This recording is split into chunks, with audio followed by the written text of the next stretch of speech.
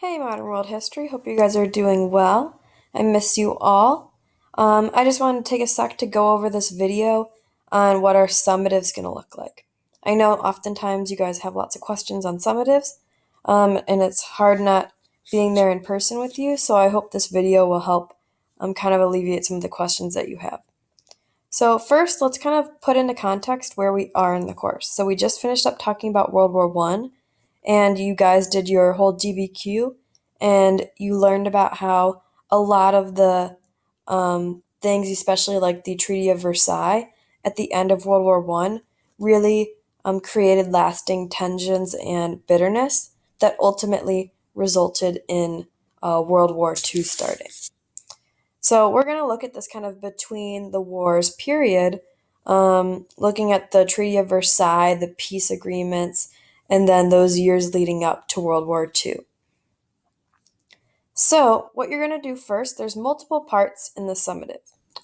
Actually, real quick, you can set it up however you want, Google Slide, PowerPoint, do like a newsletter type thing. If you have another idea, just let me know, shoot me an email, but should be good. So how we're going to set this up is there's multiple parts. So you guys, over the next 1 or 2 days, are going to be focusing on part 1, which is analyzing the Treaty of Versailles. So you're going to choose 2 excerpts from the Treaty of Versailles, just brief ones between 3 to 6 sentences in length. And you're going to, 1, provide a clear explanation of what they're discussing.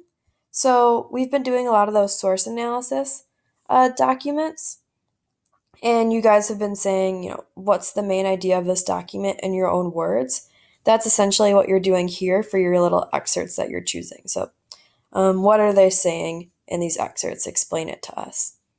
Then the second thing you'll be doing here is you're going to explain their importance. So why do you think that these specific excerpts of the treaty are significant and important?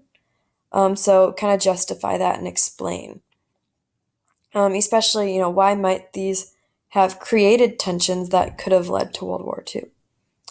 And then in general, once you're done analyzing, you're just going to summarize the overall key aspects of the Treaty of Versailles and why it was a failed peace treaty. And feel free with this to reference back to what you did in your DBQ, those documents, because it did kind of point out those flaws with the Treaty of Versailles. So when you choose your excerpt, you're going to be putting it into a graphic organizer that you're going to be turning into us to kind of check. So here's our schedule. Today you'll be working on the Treaty of Versailles part in the graphic organizer, and then you'll be doing that tomorrow. And tomorrow is when you're going to do a formative check-in and turning in part 1 of the graphic organizer for the Treaty of Versailles. So you're going to take your excerpt, copy and paste it here and cite it, and then explain it. So what's going on there? What's it about? And then same thing, second one. And then just your summary below of just overall, what are the issues with this peace treaty and why might it have caused World War II? So let me pull up our Treaty of Versailles document. It is a large document, but I don't want that to scare you because my advice is I don't want you to jump into this document right away. What I want you to do is read this article before you step foot into this document. So the history.com has a really nice article that kind of breaks down the different sections of the treaty and explains what they're about and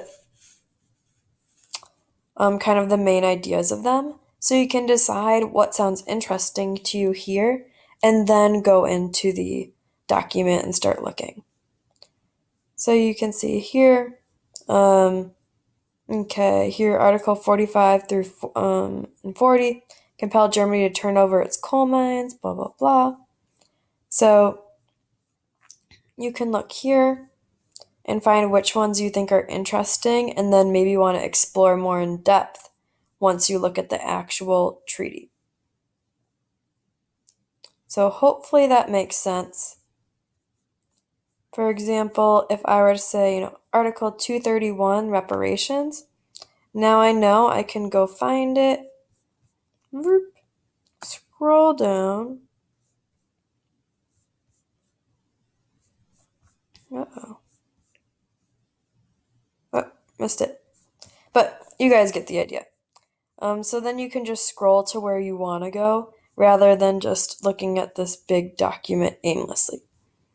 So hopefully that is helpful to you. There we go. Now I can see these are the reparations. So you can look at this to get an idea of where you want to go in here. And if you have questions, we're more than happy to help you look for things. So this is what you're doing today and tomorrow. And again, the graphic organizer will be due for a formative check-in. Part 1 of the graphic organizer with the Treaty of Versailles will be turned in for a formative check-in on Friday. So the next part, part 2A, you're going to be looking at the different important dictators that were coming to power in this between World War I, World War II era. So you're just going to provide a basic biographical sketch to kind of teach yourself to learn more about them because we'll be talking about them with World War II. So the little mini bio for them should include the following. So their path to power. So how did they come to power? What were kind of the conditions going on at the time that might allow someone like Hitler to come to power? So, for example, people were very angry in Germany, and he was able to kind of take advantage of that. You can also talk about where they went to school, their military experience. Was he in politics? What were his jobs that helped him become this leader? Their political philosophy. So if you're doing someone like Hitler, what does it mean to be a Nazi? What was his political belief and manifesto? So kind of elaborate on what his belief in government and his view of what he wanted Germany to be like. And then alliances. We know that alliances are who you're working with and making agreements with, different countries and leaders. So what leaders and countries did Hitler or any of these dictators collaborate with? And then what were their kind of goals and personal beliefs with these? She'll be doing that for each Hitler, Mussolini, and Stalin. And then again, you'll be doing that first in your little graphic organizer to organize this and providing your citations. And we know how to do this by now too. So then part 2B, you'll be doing the exact same thing, but for some world leaders. So kind of like the allies in a way. So you'd have FDR, Churchill. You can go ahead and do the exact same thing. So their path to power, political philosophy, alliances, etc. And then finally, part 3, you're going to use charts, maps, graphs, pictures, whatever, some kind of visual aid to help explain some of the economic, cultural, or technological impacts that are going on in this time between World War I and World War II. So you can make your own chart based on data that you're finding.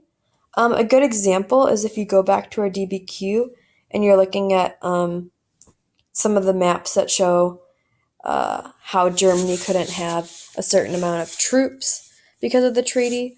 That's a really great example of a picture. Obviously, I don't want you using that because I gave it to you, but that's an example of an appropriate image to use. So for these, again, this will be later on, so you won't be doing this right away, but let us know if you have questions on these. All right, and then odds and ends, just make sure you're using the graphic organizer and citing your sources in MLA and APA. I'm going to try and put together a little doc that includes some good sources you can use for those dictator and world leader bios. So you can stay tuned for that. So your graphic organizer and the formative check-in for the Treaty of Versailles Part 1 will both be formative grades for those. And then this total will be a summative of 40 points. So a big part of your grade. So that's why we're giving you lots of time on it, and it's not going to be due till Friday the 16th. So hopefully that makes sense.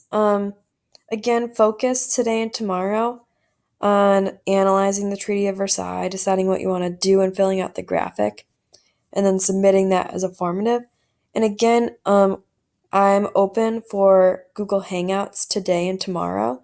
So just anytime during the school day, regular school hours, you can call myself on Google Hangouts or message me, email me. I'm here to answer any questions that you have to help you along the way.